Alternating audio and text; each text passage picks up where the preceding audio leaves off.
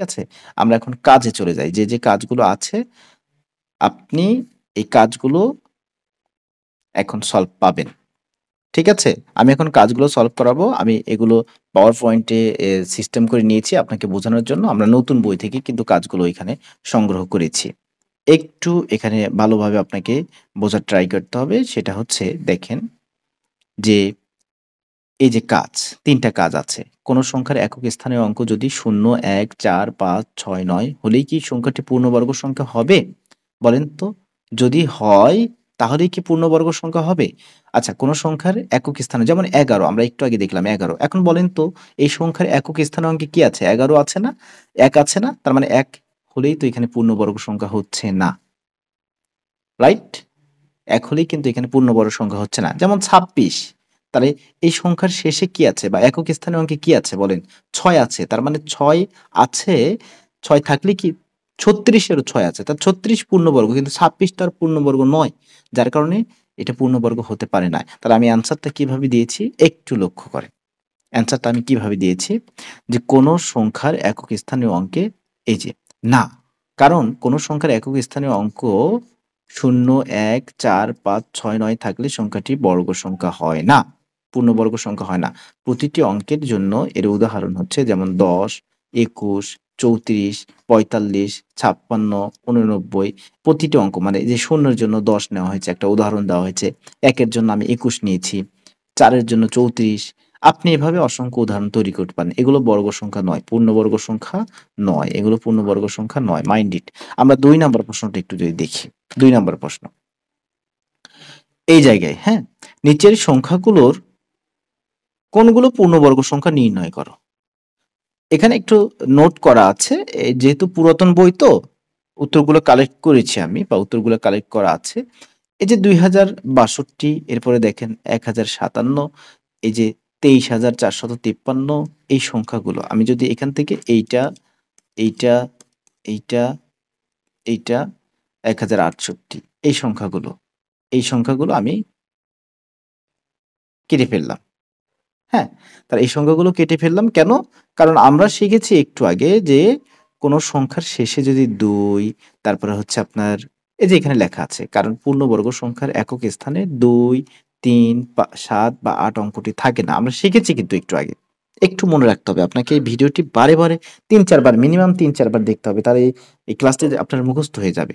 তাহলে ২, ৩, ৭, ৮ কোন সংখ্যার একক স্থানে পূর্ণবর্গ সংখ্যার একক স্থানে পূর্ণবর্গ সংখ্যার একক স্থানে ২, ৩, ৭, ৮ অঙ্কটি থাকবে না। পূর্ণবর্গ সংখ্যার একক স্থানে ২, ৩, ৭, ৮ থাকবে না। ২, ৩, ৭, ৮ থাকবে না। ঠিক আছে? ২, ৩, ৭, ৮ থাকবে না। এখন আসেন এই জায়গায়। এই যে ২৫০০ এখন ডাবল শূন্য মানে এক জোড়া শূন্য আছে। জোড়ায় শূন্য থাকলে আমরা জানি কি পূর্ণবর্গ সংখ্যা হতেও পারে আবার নাও হতে পারে। তাহলে সেই ক্ষেত্রে কিন্তু আমরা এখানে লিখতে পারি যে ২৫০০ কিন্তু আমরা ৫ আ ৫০ স্কয়ার আমরা বলতে পারতেছি। বা এগুলো আপনাকে ব্যাখ্যা করতে হবে না। এখানে বলছে যে নিচের কোনগুলো নিচের সংখ্যাগুলোর কোনগুলো পূর্ণবর্গ সংখ্যা। তার মানে ২৫০০ কিন্তু পূর্ণবর্গ সংখ্যা। ২৫০০ কিন্তু পূর্ণবর্গ সংখ্যা। ঠিক আছে? এরপরে ৫২৯ কিন্তু পূর্ণবর্গ সংখ্যা। ঠিক আছে? ৫২৯ কিন্তু আপনার পূর্ণবর্গ সংখ্যা। ঠিক আছে? এরপর ৩০০ কিন্তু পূর্ণবর্গ সংখ্যা নয়। ৩০০ কিন্তু পূর্ণবর্গ সংখ্যা নয়। তার মানে পূর্ণবর্গ সংখ্যা জাস্ট আপনি ২ টা পাইছেন। একটা হচ্ছে এই ২৫০০ আরেকটা হচ্ছে ৫২৯ এটা হচ্ছে ৫২৯ সরি ৫২৯। ৫২৯ কিভাবে পূর্ণবর্গ সংখ্যা? ২৩ এর বর্গ। ২৩ এর বর্গ। তাহলে ৩ ৩ এ ৯, ৩ দুগুণে ৬, ৩ দুগুণে ৬, ২ দুগুণে ৪। তাহলে ৯, ৬ ৬ ১২, ১২ র ২ হাতে পড়ে ১, ৪ একে ৫২৯। কিন্তু তার মানে ২৫০০ আর ৫২৯ ই জাস্ট পূর্ণবর্গ সংখ্যা এটাই। আর আমরা সাইড নোট হিসেবে এটা দিতে পারি। আমরা যদি ৩ নাম্বার কাজটা দেখি কি বলা আছে এখানে। ৩ নাম্বার কাজে বলা আছে যে ৫ টি সংখ্যা লেখো যার একক স্থানের অঙ্ক দেখেই তা বর্গ সংখ্যা নয় বলে সিদ্ধান্ত নেওয়া যায়। ৫ টি সংখ্যা লেখো। আমরা একটু আগে শিখেছি যদি ২, ৩, ৭, আর যদি কোনো সংখ্যার একক স্থানে থাকে সেই ক্ষেত্রে সেই সংখ্যাগুলো কি নয়? বর্গ সংখ্যা নয় বা পূর্ণবর্গ সংখ্যা নয়। তার মানে সেই রকম একটা সংখ্যা নেওয়া হয়েছে যার শেষে ২ আছে বা একক স্থানে ২ আছে, সেই রকম একটা সংখ্যা নেওয়া হয়েছে 33 যার একক স্থানে ৩ আছে, সেই রকম একটা সংখ্যা নেওয়া হয়েছে যার একক স্থানে ৭ আছে, এই যে 7 আছে, এই যে 8 আছে। তার মানে এই ২, ৩, ৭, ৮ আপনি আগে থেকেই জানেন। এইরকম সংখ্যা দেখেই বলা যায় যে এগুলোর কোনটিই পূর্ণবর্গ সংখ্যা নয়। কেননা একক স্থানে পূর্ণবর্গ সংখ্যার একক স্থানে কি থাকে? ২, ৩, ৭, ৮ এগুলো থাকে না। ঠিক আছে? এরপরে আমরা নেক্সট কাজটা দেখব। নেক্সট কাজ। সারণী থেকে পূর্ণবর্গ সংখ্যার একক স্থানীয় অঙ্কে ৪ আছে এরূপ সংখ্যার জন্য নিয়ম। ওকে। এই যে এই সারণীর কথা বলছে বা এই সারণী আমরা যে সারণীটা পূরণ করেছি একটু আগে। ঠিক আছে? ওকে। আমরা এখন উত্তরটা দিয়ে দিচ্ছি এখানে। কি বলছে? সারণী থেকে পূর্ণবর্গ সংখ্যার একক স্থানাঙ্কে ৪ আছে এরূপ সংখ্যার জন্য নিয়ম তৈরি করো। এই যে সারণী থেকে আপনি ৪ নিয়ে নেন। সারণী থেকে আপনি কত নিবেন? ৪, ৬৪ নিয়ে নেন, ১৪৪ নিয়ে নেন। তারপরে ৪ শেষে যেগুলো সংখ্যার বর্গ সংখ্যার ৪ আছে সেই সংখ্যাগুলো আপনি নিয়ে নেন। পূর্ণবর্গ সংখ্যার একক স্থানীয় অঙ্কে ৪ আছে। এরকম সংখ্যা আপনার হচ্ছে যেগুলো ৩২৪ আছে, তাহলে এগুলোর জন্য নিয়ম তৈরি করতে বলছে। তাহলে ২ এটার হচ্ছে আপনার বর্গমূল হচ্ছে ২, ৬৪ র বর্গমূল বা ইয়াটা হচ্ছে ৮, ১৪৪ এর হচ্ছে ১৪৪ এর হচ্ছে আপনার ১২, ৩২৪ এর হচ্ছে ১৮। তাহলে সারণীতে দেখা যায় যে একক স্থানীয় অঙ্কে 2 বা 8 হলে এরকম আমরা একটু আগে সলভ করলাম না বা দেখলাম না? যে 2 বা 8 হলে এর বর্গ সংখ্যার একক স্থানাঙ্ক অবশ্যই ৪ হবে। কি হবে? অবশ্যই কি হবে? ৪ হবে। যদি কখনো 2 হয় বা 8 হয় তাহলে অবশ্যই সেই বর্গ সংখ্যার সেই সংখ্যার যে বর্গ সংখ্যা বের হবে সেই বর্গ সংখ্যাতে অবশ্যই কি হবে? একক স্থানীয় অঙ্কে ৪ থাকবে। একক স্থানাঙ্কে কি থাকবে? ৪ থাকবে। এটাই। এখন ২ নাম্বারটা আমরা দেখব। নিচের সংখ্যাগুলোর মধ্যে থেকে পূর্ণবর্গ সংখ্যাটির একক স্থানাঙ্ক কত হবে? কি বলছে?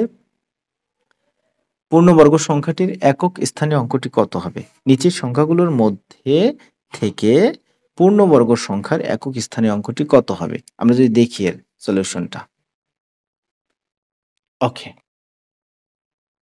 এই যে এখানে দেখেন। একটু বোঝার আছে। মানে যেগুলো আমরা ডিসকাস করছি এগুলোই। আপনাকে বারে, বারে দেখতে হবে। এই যে ১২৭৩, তাহলে কোন সংখ্যার একক স্থানীয় অঙ্ক ৩ হলে তার বর্গ সংখ্যার একক স্থানাঙ্ক ৯ হবে। এই যে বর্গ সংখ্যার নিচের সংখ্যাগুলোর বর্গ সংখ্যার একক স্থানীয় অঙ্ক, এটাকে যখন আমরা বর্গ করব তখন অবশ্যই এটার একক স্থানাঙ্ক ৩ আছে, তার মানে তার বর্গ সংখ্যার একক স্থানাঙ্ক ৯ থাকবে। যেমন আপনি যদি ১৩ কে বর্গ করেন, এই যে শেষে ৩ আছে তার মানে অবশ্যই তার বর্গ সংখ্যার একক স্থানাঙ্কে ৯ থাকবে, সেই কথাই বলছে। আপনি যদি ৩ কে বর্গ করেন, তার বর্গ সংখ্যার একক স্থানাঙ্কে কত থাকবে? ৯ থাকবে। যাই হোক, এটাই হচ্ছে আমাদের মূলত এইটুকুর অ্যান্সার ছিল। এই যে সুতরাং, হ্যাঁ, ১২৭৩ এর বর্গ সংখ্যার একক স্থানাঙ্ক ৯ হবে। আপনি সুন্দর করে আপনার খাতায় নোট করবেন, কিন্তু লিখে নেবেন এগুলো। এরপরে ১৪২৬ একটু বোঝেন। কোন সংখ্যার একক স্থানীয় অঙ্ক ৪ বা ৬ হলে তার বর্গ সংখ্যার একক স্থানে ৬ থাকবে। যে চার্টগুলো আমরা শিখলাম সেখানেই কিন্তু আছে। যদি ৪ অথবা ৬ হয়, যদি ৪ অথবা ৬ হয়, যদি কি হয়? ৪ অথবা ৬ হয়, কোন সংখ্যার একক স্থানাঙ্ক, যেমন আপনি ১৪, ১৪ কে বর্গ করেন।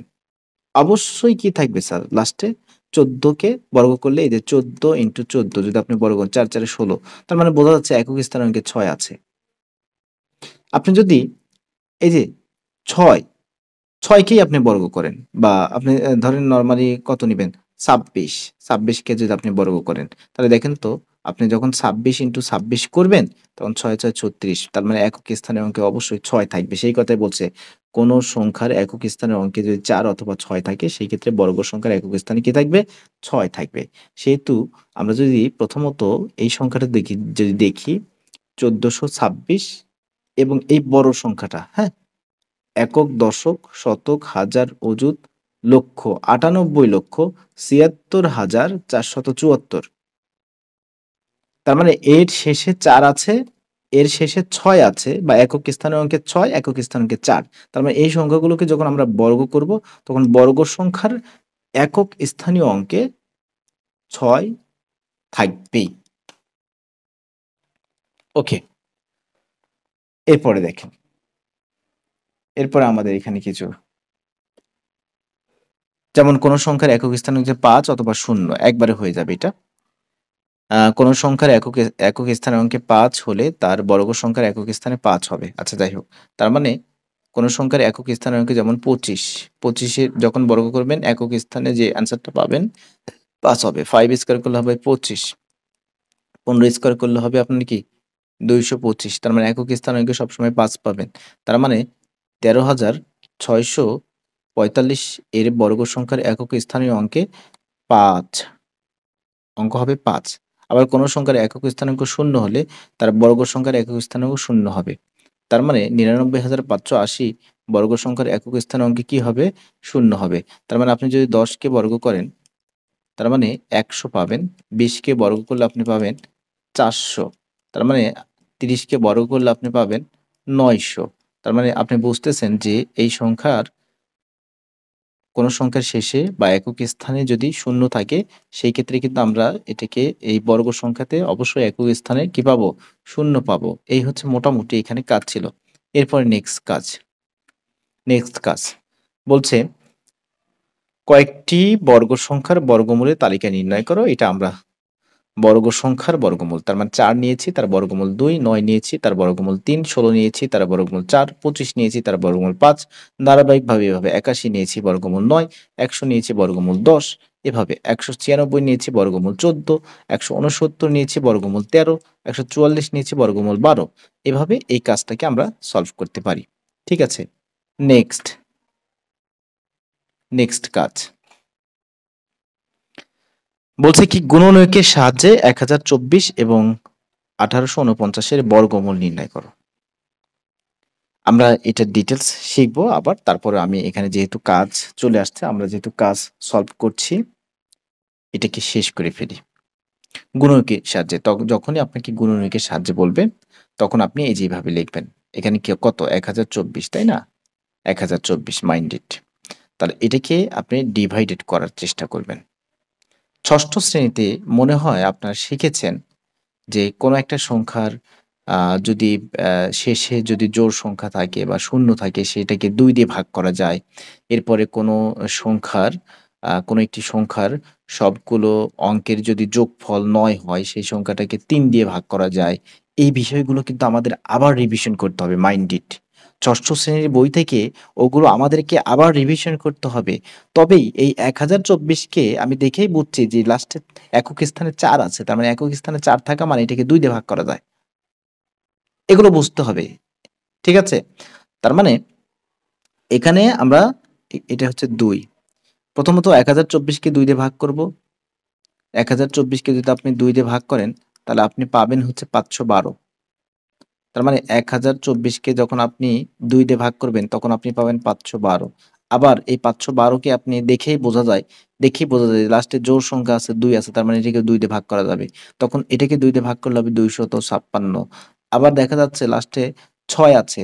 তার মানে এটাকে আবার 2 দিয়ে ভাগ করা যায়। তাহলে 128, 128 দুগুণে হচ্ছে 256। 8 আছে লাস্টে, জোড় সংখ্যা 8। তার মানে এটাকে আবার 2 দিয়ে ভাগ করা যায়। আপনি জানেন 64 দুগুণ হচ্ছে 28। না হলে ক্যালকুলেটরের সাহায্য নিবেন। 64, আবার এই 64 আছে, তার মানে 2 দিয়ে ভাগ করা যায়। তার মানে এটাকে 2 দিয়ে ভাগ করলে হবে স্যার কত? 32 দুগুণে 64। আবার 2 দিয়ে ভাগ করা যায় 16, আবার 2 দিয়ে ভাগ করা যায় কত হবে? 8, আবার 2 দিয়ে ভাগ করা যায় 4, আবার 2 দিয়ে ভাগ করা যায় 2, আর কিন্তু ভাগ করা যাচ্ছে না। তাহলে এখন এই পাশ থেকে, এই পাশ থেকে আপনি লেখা শুরু করবেন। এই পাশ থেকে এই যে আসতেছে, হ্যাঁ? এইভাবে গুণ করে ফেলবেন। ঠিক আছে? এখন প্রত্যেকটাকে লেখার পরে আপনি জোড়ায় লিখবেন। কি করবেন? জোড়ায় লিখবেন। এই যে জোড়ায় লিখবেন, জোড়ায় লিখবেন। এই যে জোড়ায় লিখবেন। লেখার পরে এই 1024 এর বর্গমূল বের হয়ে যাবে। অর্থাৎ প্রত্যেকটা জোড়া থেকে একটা নিয়ে নিবেন। প্রত্যেকটা জোড়া থেকে একটা নিয়ে নিবেন। প্রত্যেকটা জোড়া থেকে একটা নিয়ে নিবেন। ঠিক আছে? প্রত্যেকটা জোড়া থেকে একটা নিয়ে নিবেন। তার প্রত্যেকটা জোড়া থেকে একটা করে নিয়ে যখন আপনি গুণ করবেন, এটাই হচ্ছে সেই কাঙ্ক্ষিত সংখ্যাটার বর্গমূল। এটা হচ্ছে আপনার গুণনীয়কের সাহায্যে বর্গমূল। Mind it. এটা আপনার গুণনীয়কের সাহায্যে বর্গমূল। ঠিক আছে? এটা আপনার কি গুণনীয়কের সাহায্যে বর্গমূল। আমরা দ্বিতীয় অংশ দেখব এবার। 1849 এখানে কোনো সহজে কোনো ট্রিক্সটা কিন্তু কাজ করে নাই। 9, 9 4 13, 13 আর একে 14, 14, 14 আর 8 কত হবে? 14 আর 8 যদি আপনি যোগ করেন, তাহলে সেই ক্ষেত্রে মানে আমি চাচ্ছি যে ওই যে ৩ দিয়ে ভাগ করা যায় কিনা এরকম একটা লজিক এখানে খুঁজতেছি। 14 আর 8 তার মানে ৮ ৪ ১২ ২ ২২। তো ২২ কে তো আপনার ৩ দিয়ে ভাগ করা যায় না। আমি বলতে চাচ্ছি যে কোনো সংখ্যার গুলো কোনো সংখ্যার অঙ্কগুলোকে যদি যোগ করে ৩ দিয়ে ভাগ করা যায় তাহলে পুরা সংখ্যাটাকে ৩ দিয়ে ভাগ করা যায়। এই শর্টকাট ট্রিক্স গুলা এখানে কাজে লাগাতে হবে। কিন্তু দেখা যাচ্ছে যে এটা একদম একটু ব্যতিক্রম। একটু মনেই রাখতে হবে কষ্ট করে। তার মানে 1849 এর বর্গমূল ডিরেক্টলি 43 ইনটু 43। এটাকে আমরা আবার ভাগ প্রক্রিয়ায় সমাধান করতে পারবো খুব সহজে। আমরা ভাগ প্রক্রিয়ায় সমাধান শিখব। হ্যাঁ? তাহলে এই 1849 কে আপনি কি করতে পারবেন? 43 দিয়ে দিতে পারবেন। 43 ইনটু 43। তাহলে এই জোড়া থেকে একটা নিয়ে নেন। এই যে একটা নিয়ে নেন, এক জোড়া থেকে একটা নিয়ে নেবেন। এটাই হচ্ছে আপনার অ্যান্সার। তার মানে 1024 আমি যদি এখন দেখি যে 1024 এর বর্গমূল আমরা পেয়েছি 32 আর 1849 এর বর্গমূল আমরা পেয়েছি 43। ঠিক আছে? মোটামুটি এখানে আপাতত আমাদের আরো আছে ভাগের সাহায্যে বর্গমূল নির্ণয়। আমরা ভাগের সাহায্যে বর্গমূলটা এই জায়গায় খুব ভালোভাবে শিখব। তারপরে আমরা যখন বইটা এনালাইসিস করব, বইটা যখন আমরা এনালাইসিস করব বা অন্যান্য যে ভাগ প্রক্রিয়ার যে এটা খুবই ইম্পোর্টেন্ট। খুবই ইম্পোর্টেন্ট এই ভাগের সাহায্যে বর্গমূল। দেখেন কি করবেন? কি করবেন একটু দেখেন। যে কোনো সংখ্যাই হোক আপনি একটু ভালো করে শিখেন। যত বড় সংখ্যাই হোক না কেন? যেমন এখানে এই ২ টা দিয়ে আমি উদাহরণ দিচ্ছি। আছে কত? ১৪৪৪। আপনি ডান পাশ থেকে ২ ঘর করে নিবেন। এই যে ২ ঘর। ঠিক আছে? আবার আসেন ২ ঘর। যদি একটা সিঙ্গেল থাকে যেমন এখানে ৪ ডিজিটের একটা সংখ্যা, তাই না? ৪ টা অঙ্ক দিয়ে একটা সংখ্যা হয়েছে ১৪৪৪। কিন্তু আরো একটা আছে সাপোজ বিজোড় সংখ্যক। তার মানে ২ ঘর ১ম এ ডান দিক থেকে দিবেন আপনি। যদি ২ ঘর পরে যদি একটা কেউ সিঙ্গেল থাকে বা একটা যদি সিঙ্গেল থাকে, একা থাকে কোনো সমস্যা নাই থাকুক। তার উপরে আর দাগ দিতে হবে না আপনাকে। যেমন এই যে এইটা। তার মানে এটা ৪ ডিজিটের, এটা হচ্ছে ৫ ডিজিটের। আমরা এখানে ২ টাই পেয়ে গেছি। আমরা কিন্তু সমাধান করব ২ টাই। আচ্ছা, এখন ১ম কাজ কি? ১ম কাজ হচ্ছে আপনি এখানে একটা টান দিবেন। ১ম যে ২ ডিজিট আছে এই ২ ডিজিট নিয়ে আপনি কাজ করবেন। আপনি দেখবেন যে এর আশেপাশে পূর্ণবর্গ সংখ্যা কত আছে? আপনি যদি দেখেন এর আশেপাশে পূর্ণবর্গ সংখ্যা ৯ আছে, আর হচ্ছে এর পরে আছে ১৬। এর আগে আছে ৯, এর পরে আছে ১৬। Mind it. অথবা আপনি এভাবেও চিন্তা করতে পারেন, আপনি এমন একটা সংখ্যা নিবেন এই জায়গায়, যে সংখ্যা দিয়ে আপনি গুণ করে যে সংখ্যা দিয়ে ওই সংখ্যা দিয়ে আপনাকে গুণ করতে হবে। যেমন আপনি যদি ১ নেন, ১ দিয়ে গুণ করতে হবে ১ একে ১। আপনি যদি ২ নেন, ২ দিয়েই গুণ করতে হবে ২ দুগুণে ৪। আপনি যদি এখানে ৩ নেন, তাহলে ৩ দিয়েই আবার গুণ করতে হবে ৩ ইনটু ৩, ৩ ৩ এ ৯। আপনি যদি এখানে ৪ নেন, ৪ দিয়ে আবার গুণ করতে হবে ৪ ৪ এ ১৬, মাইন্ড ইট। কিন্তু এখানে আছে ১৪, তার মানে ৪ এ আমাকে যেতে হবে না। তার মানে ফার্স্ট প্রসেসিংটা কি? যে আপনাকে অবশ্যই কি করতে হবে? অবশ্যই আপনাকে কি করতে হবে? এখানে দেখতে হবে যে আপনার কোন সংখ্যাটা আপনার প্রয়োজন বা গ্রহণযোগ্য। কোন সংখ্যাটা আপনার গ্রহণযোগ্য। তার মানে এখান থেকে আমি দেখতেছি যে ৩ হচ্ছে নিলেই ৪ নিলে বেশি হয়ে যায়, ১৪ র বেশি হয়ে যায়। তার মানে ৩ নিয়েছি এবং ওই ৩ নিলে ওই ৩ দিয়েই আপনাকে গুণ করতে হবে। তাহলে ৩ ৩ গুণ করলে হবে ৯। সেই ৯ টা আপনি ১৪ র নিচে বসায় দেন। এখন আপনি বিয়োগ করেন। আর এই পাশ থেকে সবসময় জোড়ায় নামাবেন। জোড়ায় তার মানে ৪৪ নামবে এখানে। কি নামবে? ৪৪ নামবে। আর এটাকে আপনি বিয়োগ করেন। তাহলে ১৪ থেকে ৯ বিয়োগ করলে কত হবে স্যার? ৫ হবে। এখন এই পাশে একটা টান দেন। এই যে টান দেন। এখন এখানে যা রেজাল্ট পেয়েছেন ৩ তার ডাবল নিবেন। ডাবল নিবেন। ৩ এর ডাবল হচ্ছে ৬। ৩ এর ডাবল ৬। ওই যে ৬। এখানে সেই ৬ টা দিয়ে দিবেন। আরো আমরা সমাধান করব। এটা যদি আপনি না বোঝেন, এরপরে আরো আমরা যখন বইয়ের ভিতর থেকে যখন আমরা সমাধান করব, আরো ভাগ প্রক্রিয়ায় আমরা বর্গমূল বের করব। টেনশনের কোনো কারণ নেই। আচ্ছা স্যার ৬ নেওয়া হয়েছে। এরপর কি করব বলেন? এরপরে হচ্ছে এই জায়গাটা একটু দেখেন কষ্ট করে এই জায়গাটা। এখানে এমন একটা সংখ্যা নিতে হবে যাতে এর সাথে মিলে গেলে গেল।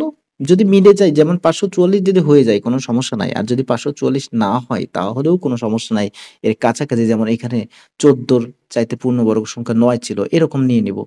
তাহলে আপনি কত নিতে চাচ্ছেন? আমি যদি ১ নেই তাহলে ১ দিয়ে গুণ করতে হবে আমাকে। ৬১ কে ৬১। আমি যদি ২ নেই ২ দিয়ে গুণ করতে হবে মাইন্ড ইট। আমি যদি ৩ নেই ৩ দিয়েই গুণ করতে হবে ৬৩ হয়ে যাবে। আমি যদি ৪ নেই তাহলে ৬৪ কে আবার ৪ দিয়েই গুণ করতে হবে। আমি যদি ৫ নেই এই ৬৫ কে ৫ দিয়েই গুণ করতে হবে। আমি যদি ৬ নেই তাহলে ৬ দিয়েই গুণ করতে হবে। ৬৬ কে ৬ দিয়ে গুণ করতে হবে। আমি যদি ৭ নেই তার মানে এই ৭ দিয়েই গুণ করতে হবে। যেইটা নিবো এটাকে আবার এই জায়গায় বসায় দিব। তার মানে এখন আমার টার্গেট হচ্ছে এখানে কোন সংখ্যা পারফেক্ট সংখ্যাটা আমাকে বসাতে হবে সেই সংখ্যাটা আমাকে খুঁজতে হবে স্যার। সেই সংখ্যাটা আমাকে খুঁজতে হবে। তাহলে আমি ৫ ১ম বারেই তো আমি ৮ এখানে আমার সমাধান করা আছে বিধায় ৮ কিন্তু আমি ১ম বারেই তো ৮ দিতে পারব না। মিলাতে পারব না। এজন্য আমাকে ৫, ৬, ৭ এগুলো বসায় দেখতে হবে। তাহলে ৬ এর সাথে একবার আমি ৫ বসাবো, ৫ দিয়ে গুণ করব। যত হয় এর কাছাকাছি যদি যায় তো কমপ্লিট।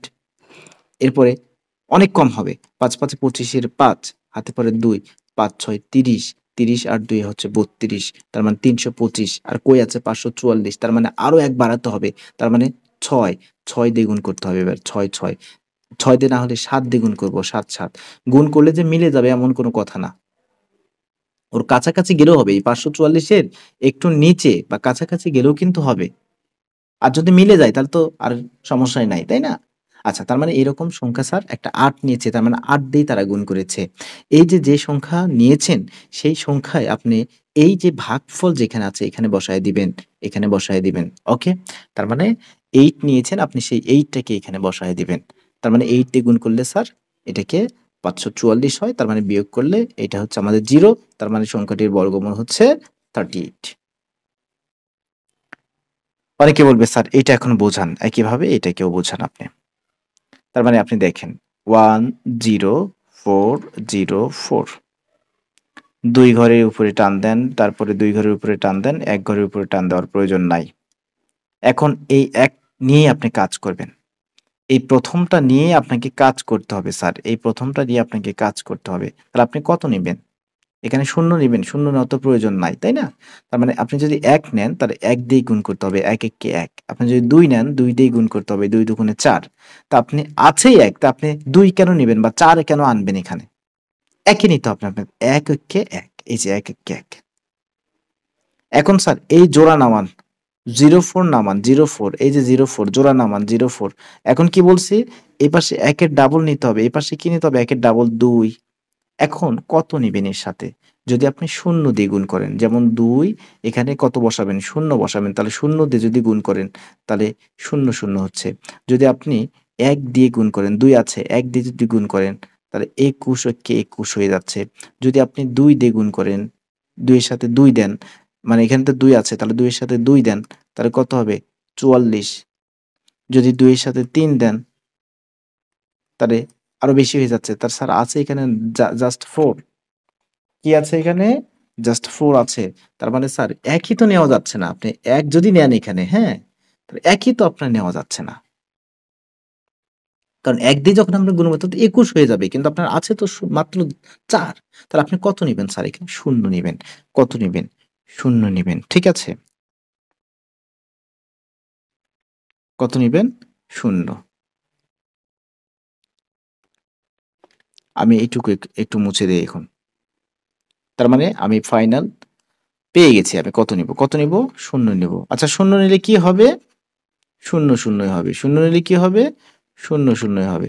তার মানে এখানে যদি আপনি ০ নেন, তার মানে এখানে একটা ০ বসায়া দেন। তার মানে ০ দিয়েই যখন আপনি গুণ করেছেন, মনে, মনে এই গুণটাকে করতে হবে। তার মানে ০ দিয়ে যখন আপনি গুণ করবেন তখন এখানে ডাবল 0 বসতেছে। এখন আবার আসেন। এটাকে এই 04 নামায়া আনেন। জোড়ায়, জোড়ায় নামাবেন। এই 04 এখন নামায়া আনেন। এই 04 এটাকে বিয়োগ করেন। তাহলে ৪ থেকে ০ ০ বিয়োগ করলে ৪ পাচ্ছি। এই যে আবার টান দেন এখানে। এখানে যা পাইছেন এখন তার ডাবল এখানে নেন। ২০ নেন। কত নিবেন? ২০ ১০ এর ডাবল হচ্ছে ২০ এখন আপনি হিসাব করেন কত দিবেন? ১ দিবেন, না 2 দিবেন, 1 নিলে 1 দিয়ে গুণ, 2 দিলে 2 দিয়ে গুণ। তাহলে দেখা যাচ্ছে যে এটা 2 দিয়ে গুণ করলেই আমার মিলে যাচ্ছে। 2 দুগুণে 4, 2 শূন্য 0, 2 2 গুণে 4। তার মানে মিলে গেছে। তার মানে এই যে 2 যে নিলেন এখানে, হ্যাঁ? এই যে 2 দিয়ে নিলেন, এই 2 কিন্তু আবার এখানে বসাতে হবে ভাগফলে। যেটা নিবেন সেটা কিন্তু এখানে বসাতে হবে। ঠিক আছে? তার মানে 102। তার মানে 10404 অর্থাৎ 10,404। 10,404 এর বর্গমূল হচ্ছে 102। 10,404 এর বর্গমূল হচ্ছে 102।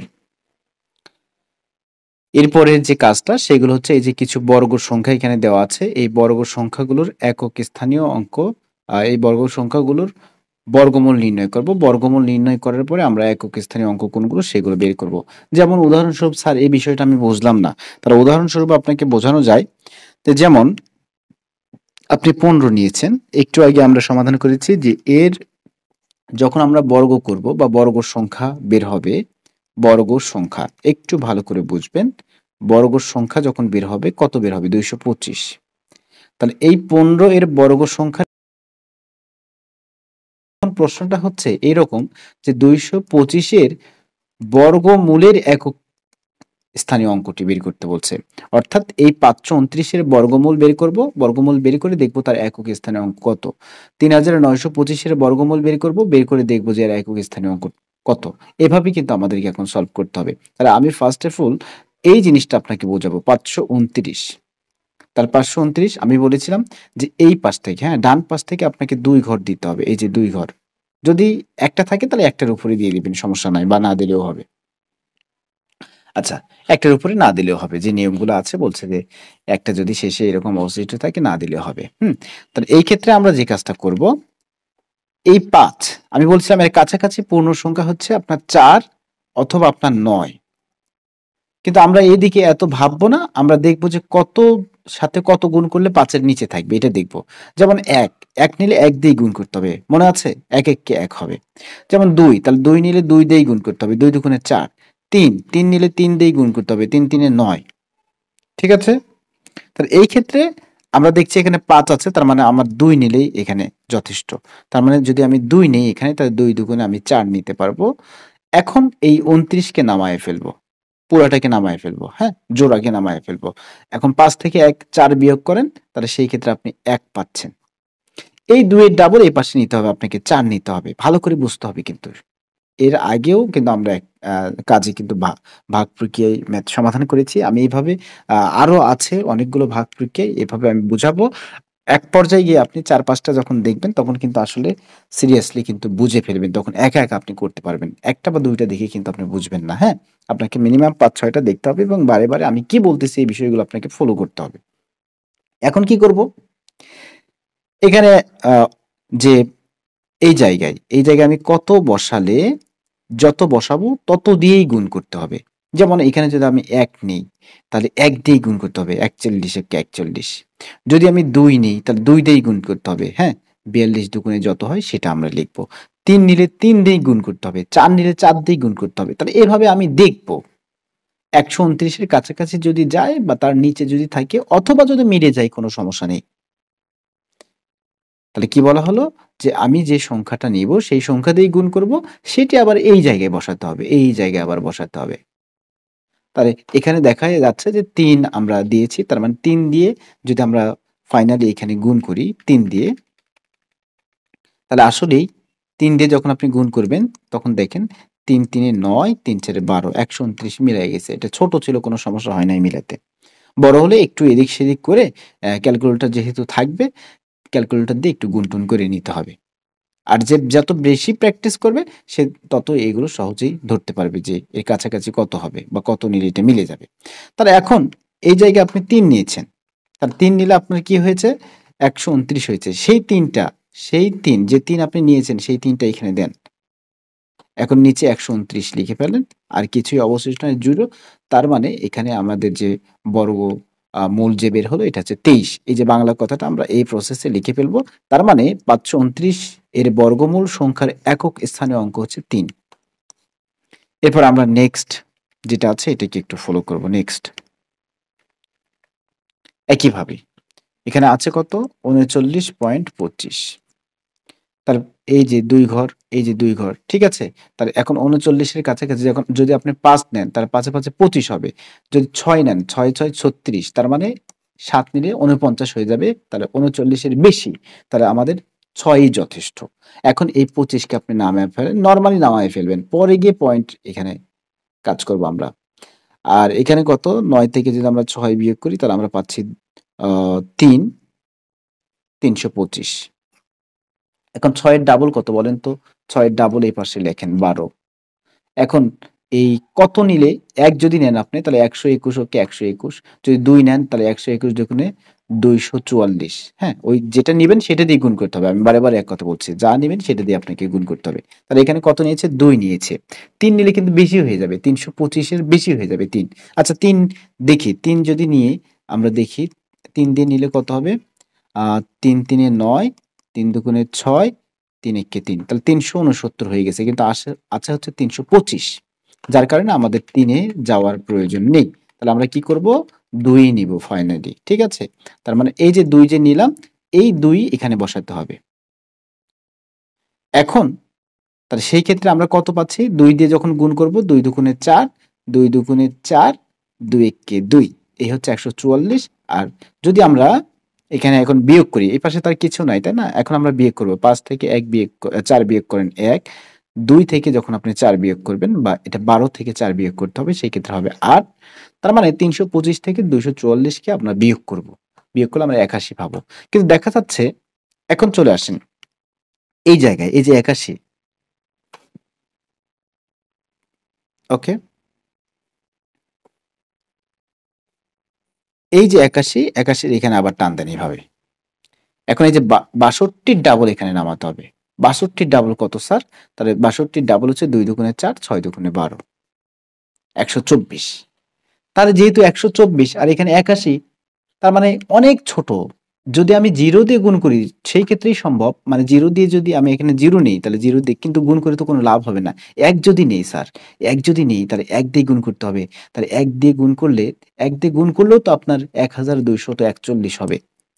তাহলে তো আসলে কিছু একটা করতে হবে। সেই করাটা হচ্ছে পয়েন্ট নিতে হবে। একটা কি নিতে হবে স্যার? একটা পয়েন্ট নিতে হবে এবং জোড়া শূন্য আমরা নামাবো, সমস্যা নাই। একটা পয়েন্টের জন্য আমরা কি নিতে পারবো এখানে? জোড়া শূন্য নিতে পারবো। এখন যদি আমি স্যার ১ দেই বা ২ দেই বা ৩ দেই এভাবে আমি ক্যালকুলেশন করে দেখব। তাহলে এভাবেই ক্যালকুলেশন করে দেখার পরে আমি এই ৮১০০ র কাছাকাছি চলে যাব কখন? যখন আমি ৬ দিব। এই যে এখানে করে দেওয়া আছে। জাস্ট আমি বুঝাচ্ছি আপনাকে।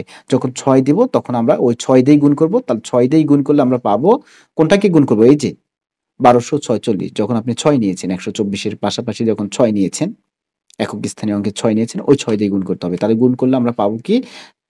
৭৪৭৬। স্যার বিয়োগ করেন ৬২৪ আবার আসছে। এই পর্যন্ত যথেষ্ট। এইটুকু করলেই আমাদের যথেষ্ট। হ্যাঁ? তাহলে এখন এই যে ৬ যে নিয়েছেন এই ৬ টা এখানে বসায় দেন। এই পর্যন্তই আমাদের সমাধানে এখানে দেওয়া আছে যে এত এর বর্গমূল সংখ্যার একক স্থানীয় অঙ্ক হচ্ছে ২। এই যে ৬২.৬ এইটুকু আপনি কাউন্ট করেন পয়েন্টের আগে ২। হ্যাঁ? এরপরে আমরা নেক্সট দেখি ৩ নাম্বারটা কি বলছে। ৩ নাম্বারটা একইভাবে এখানে করা হয়েছে। একটু দেখে ফেলেন আপনি যে ৫০ এবং হচ্ছে আপনার ৪১। তাহলে ৫০ এর কাছাকাছি 7 দিলেই হচ্ছে ৪৯ হবে। তাহলে ৪১ কে নামান আর ৫০ থেকে ৪৯ বিয়োগ করলে ১ হবে। এই যে ৭ এর ডাবল নিয়ে নেন ১৪, ৭ এর ডাবল ১৪, এবার ১ দিয়ে দিলেই হচ্ছে। ১ দিয়ে দিলে ১ দিয়ে গুণ করলে এগুলো লিখতে হবে না। ১৪১ কে সেই ১ টা আবার এখানে দিতে হবে যে একটা নিয়েছেন। ওকে, যে একটা এখানে নিয়েছেন সেটা আবার এখানে দিতে হবে ৭১। তাহলে একক স্থানাঙ্ক হচ্ছে ১। এই যে একক স্থানাঙ্ক ১। এগুলো দেখে, দেখে আপনি নোট করতে পারবেন। আপনার সুবিধার্থে এগুলো এভাবে লিখে রাখা হয়েছে আগে থেকে, হ্যাঁ? এরপরে আপনার এইটা ৪৪, এটা একটু নিজে, নিজে করেন। এই অ্যান্সার যদি না দেখে বা অন্য যেগুলো আসবে এগুলো আপনি নিজে, নিজে করতে পারবেন। 67 তার মানে একক স্থানাঙ্ক হচ্ছে ৭। আমরা এগুলো কিন্তু কাজ করতেছি, হ্যাঁ? আমরা এগুলো কাজ করতেছি। এরপরে পৃষ্ঠা ৭ এ এই জিনিসটা, এই কাজটা আমরা সমাধান করব এখন।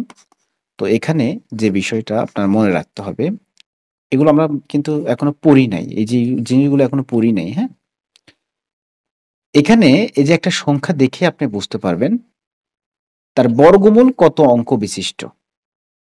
অর্থাৎ যেমন আপনার 15 যদি আপনি গুণ করেন তাহলে কত হবে? 225। তাহলে আপনি এই সংখ্যাটা 225 আপনি দেখেই বলতে পারবেন যে তার বর্গমূল হচ্ছে 2 ডিজিটের হবে।